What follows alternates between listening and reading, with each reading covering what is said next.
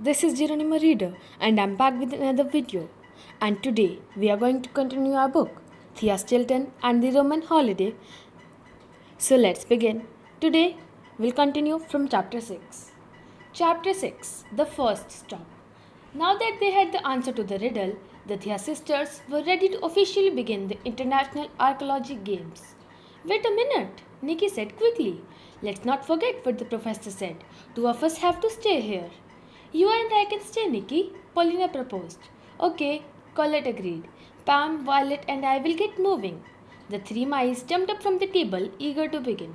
At that moment, three Italian mice on the other side of the room also stood up. Soon, the six mice were heading toward the exit together. Professor, Milene called out from across the room. That's not fair. What do you mean? Professor Angel replied calmly. Milene pointed to Colette, Pam, Violet, Alessandro, Luca, and Mario. The six mice paused at the door and looked back to see what was going on. Those six are leaving at the same time, but they are on different teams, Milene protested. They shouldn't be working together.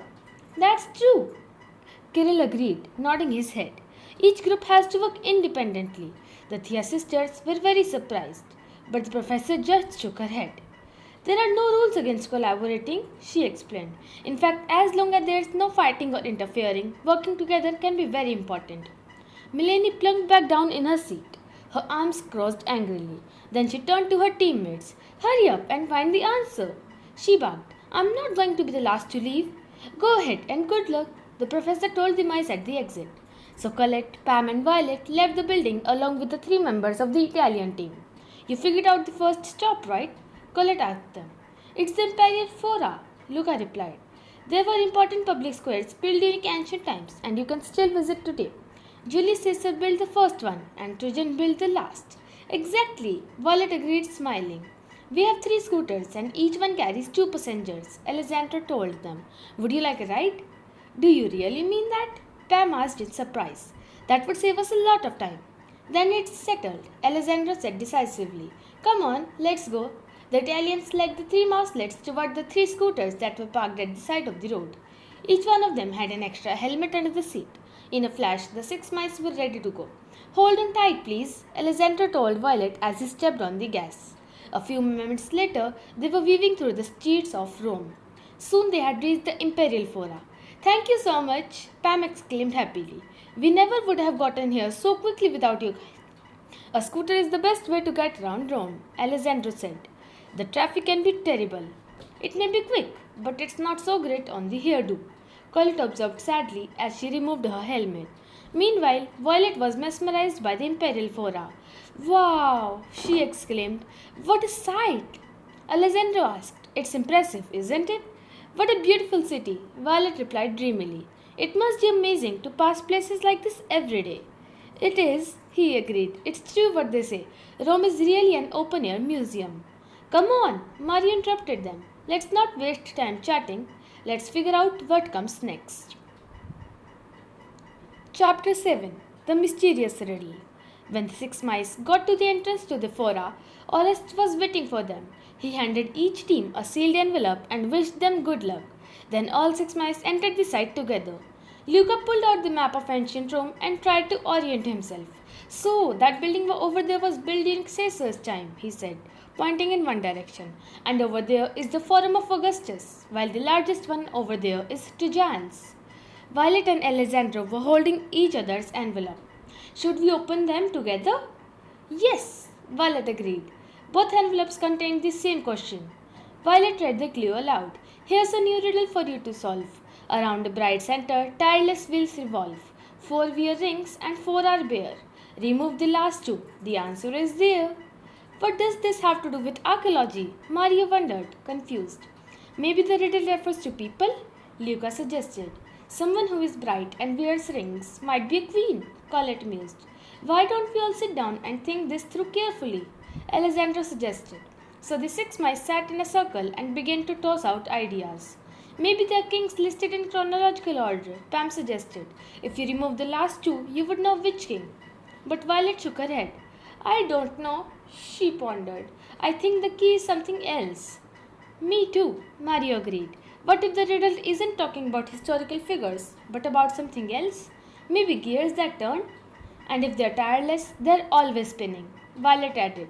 But they must be turning around something. It's so hot, Colette complained as she fanned her snout with her hat. The Roman sun is really strong. That's it, Violet squeaked, lighting up. Why didn't I think of it before? Well done, Coco. The sun is the bright center, Alessandro realized, and the planets revolve around it. Of course, Luca exclaimed. 4 of them have rings and 4 don't. So the third from last planet is the answer. Pam said, It's Saturn. Luca grinned. I know exactly where to go, he announced. Follow me. A short while later, the 6 mice reached the remains of an ancient monument. Where there had once been an enormous facade, only a row of columns remained. These are the remains of the Temple of Saturn, Luca explained. It was built in the 5th century AD and once contained a statue of Saturn. Great work, everyone, Pam said. But what do we do now? What do we know now? Chapter 8: A Numbers Puzzle. The 6 mice stared at the imposing temple of Saturn. It was truly magnificent, but they still had no idea what to do next. Wait a minute, Pam exclaimed suddenly. The first riddle was on the back of the map. Did you check the other side of the letter Orest gave us? Alessandro examined the paper and shook his head. There's nothing written here aside from the riddle, he said, disappointed. But Violet was studying the Mouseful team's envelope closely. I've got it, she exclaimed, smiling brightly. The rest of the clue is on the inside of the envelope. She showed her friends a series of numbers written there. Underneath the numbers, it said, The first challenge has come to an end. Figure out the answer, then return to your friends. It's another riddle, Pam said, and this time there's math. No problem, Luca said. He bent over the envelope and studied it closely. Let's see, there's probably a logical sequence. Maybe we should divide, no, multiply each group. After a few minutes of trying with no luck, Luca shook his head. Sorry, friends, he said with a shrug. I don't know how to solve it. What if this is a message, not a math problem? Colette guessed. Could it be a kind of code? If it's a code, Paulina's the expert, Pam said. She'll be able to crack it. Let's call her. Great idea, Colette agreed. A few moments later, Paulina and Nikki, along with Flaminia and Rita from the Italian team, were all on the squeaker phone from the library. What do you think, Paulina? Violet asked. Could it be some kind of numeric code? Maybe, Paulina agreed. First, I would try the simplest key. Substitute each number with its corresponding letter of the alphabet. So, A equal to 1, B equal to 2, C equal to 3, and so on. Okay, Mari replied, but which alphabet should we use? That's obvious, Flaminia replied. The ancient Roman alphabet, of course. Rita scurried off to find a Latin dictionary. Rita read off the correct letters and Violet scribbled some letters on a piece of paper. Here it is, she said, showing the translation to her friends. Senata popusque Romanu inendi consumptum restituit. It's very odd, Mario said, crinkling his forehead in concentration. It seems like it's a phrase in Latin, but there are some mistakes. Popusque, Romanu, inendi, restitute. It's meaningless when translated. Alessandro shook his head. They aren't meaningless, he said. They're just missing letters. Look. Alessandro pointed above their heads.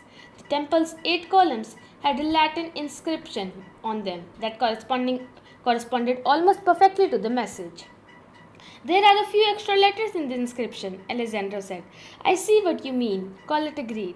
Sloccooe. Those letters are on the columns, but not in our clue. But what does it mean? Slossku is our clue? Flaminia asked on the other end of the phone. Maybe the code is wrong, Rita added. That word doesn't mean anything. But it does, Paulina said suddenly. It's only the most famous monument in Rome. Slossku is an anagram of Colosseo, the Italian word for Colosseum. Paulina, you are a genius, Colette squeaked. You figured it out. Now we need to get back to the university, Alessandro said. It looks like both our teams have completed the first challenge. Chapter 9: The First Round Results. A few hours later, all the teams were reunited in the university library. The Thea sisters and their new Italian friends were anxious to find out the day's result. Finally, Professor Angel stood up and cleared her throat. Well done, everyone, she began. You all worked hard and followed the rules. Congratulations. And now, let's get to the part. I know you are all waiting for today's result. Orest stepped forward, a tablet in his paws. He read from his screen. For the first challenge of the Imperial Fora, first place goes to the team from Moscow. Hooray! The Russian team members squeaked happily, shaking one another's paw. The team from Rome is tied for second place with the team from Mars Ford Academy. Arrest continued. The Thea sisters and the Italians exchanged high fives. What? Mileni huffed indignantly. In fourth place, we have the team from Paris, Orest said. At last, and last but not the least, the team from Tokyo is in the fifth place. Try not to worry too much, Milani, her teammate Aurelie told her consolingly, putting her paw on Milani's arm. It's just the first challenge. I'm sure we can make it up. But Milani brushed her off. Oh, come on, she squawked. This is no time for excuses. We were pitiful. First, it took all that time to figure out what we needed to go to the Imperial Fora. Then David took forever to crack the code. David turned redder than a cheese ring. I'm sorry, he stammered, embarrassed. I didn't think the answer would be so easy. Melanie didn't respond. Instead, she just stormed off and sat by herself in the corner, glaring at her teammates. Tomorrow will be a very busy day. Professor Angel reminded the students. For now, though, you can all relax. Tonight we reserved a room at a local restaurant so that you can rest and get to know each other better. Fantastic! Pam squeaked happily. Everyone knows it's easier to solve riddles and puzzles on a full stomach. The others burst out laughing. Well, everyone but Melanie, who was still sitting there, pouting. Come on, Melanie, come to dinner with us, Kirill invited her. We deserve to have some fun. But Melanie just shook her head. I don't usually celebrate defeat, she replied, and without another squeak, she got up and strode out of the room. Chapter 10 Lucia's Restaurant. Melanie was the only participant in the games who didn't go to the dinner that evening. Everyone else met up at the dorm entrance, ready to walk to the restaurant together. Do you know this address? Nikki asked Rita, showing her a piece of paper with the restaurant info Professor Angel had given her. I have heard of the street, but I don't know exactly where it is, Rita replied, shaking her head. Does anyone have a map that's more recent than one from the last millennium? Pam asked, laughing. Takeshi took out a smartphone. Why don't we use a modern method? He suggested. The group followed the directions on Takeshi's phone. They turned down narrow streets and crossed small squares. About 20 minutes later, they found themselves at the spot marked by the glowing dot. But the street was lined with unmarked buildings, and there was no sign of a restaurant anywhere. Are you sure you entered the right address, Takeshi? Sergej asked in confusion. Yes, this is the address, he replied, blushing in embarrassment. But I agree that something seems off. It's hard to believe we are having more trouble finding a restaurant in modern Rome than we did finding monuments that are centuries old, Jean-Marc said with a smile. Meanwhile, Paulina noticed a mouse in a checkered apron. She had just come around the corner carrying a few boxes. Excuse me, but do you know where we might find a restaurant called Lucia's? Paulina asked the mouse. You're already here, she responded with a chuckle. I'm Lucia and this is my trattoria. Only then did Paulina notice a sign, partly covered in ivy, hanging over a set of double doors. Inside, she could see tables and chairs. This is it, Paulina squeaked excitedly. Trattoria means restaurant. Thank good mouse, Pam replied with a relieved sigh. My stomach has been grumbling for at least half an hour. The group entered the picturesque restaurant and sat down around a large table covered with a cheerful red and white checkered tablecloth. Lucia recommended a fried vegetable appetizer, several homemade pasta dishes, and a few typical Italian meat dishes. They ordered a little bit of everything, curious to try as many traditional Roman dishes as possible. But after the first course, some of the students were already full. My stomach feels like it's going to burst, Colette exclaimed. I don't think I can eat another bite of the fried mozzarella or the grilled vegetables. Me either, Roman groaned. I can't eat another bite. Don't worry, I've got room for more, Pam and Mario both exclaimed before they burst out laughing.